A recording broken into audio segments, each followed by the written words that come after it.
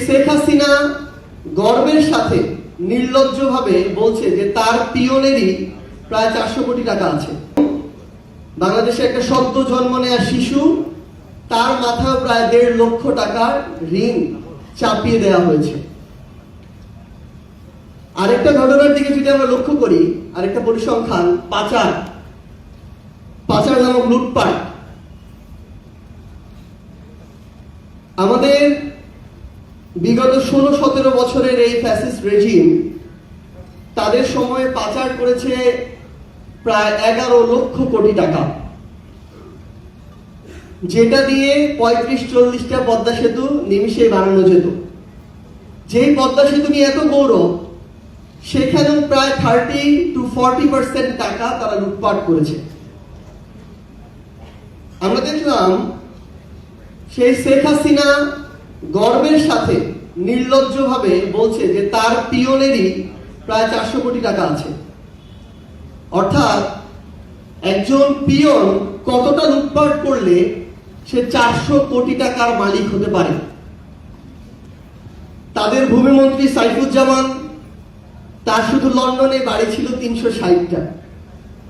মানে আমি শুধু এই কথাটা বলি যে তার শরীরে হাড় 206টা, মৃত্যুর পর এক একটা হাড়কে, তার এক একটা বাড়িকে যদি এক একটা কবর মনে করে এক এক জায়গায় রাখা হয়, তাও অনেক বাড়ি বেঁচে যাবে। তো বাড়ি থেকেও এরকম অসংখ্য তাদের মন্ত্রী ছিল, যেখানে এই এক মন্ত্রী সাইফুজ্জামান প্রায় 10,000 কোটি টাকা পাচার করেছে। আপনি দেখবেন, ভাইরা বলেছেন ব্যাংকিং খাত নিয়ে, যে এক সালমান এফ রহমান প্রায় 7টা ব্যাংক থেকে 36,000 কোটি টাকা লুটপাট করেছে। এবং শেখ হাসিনার পরে 3-4টা মানুষ মিলে শেখ হাসিনার 3-4টা হাত হিসেবে পুরো বাংলাদেশকে এভাবে নিয়ন্ত্রণ করতো, লুটপাট করতো। তো আমরা যেটা এখন হয়েছে, বর্তমান সরকার থেকে শুরু করে টকশো টেবিল প্রত্যেকটা জায়গায় সমালোচনা এখন বিএনপির জায়গা থেকে যখন আমরা শুনি, তখন অন্তর্বর্তীকালীন সরকারের সবচেয়ে বেশি শুনি এবং সেখানে সমন্বয়কদেরকে টেনে নিয়ে আসা হয়।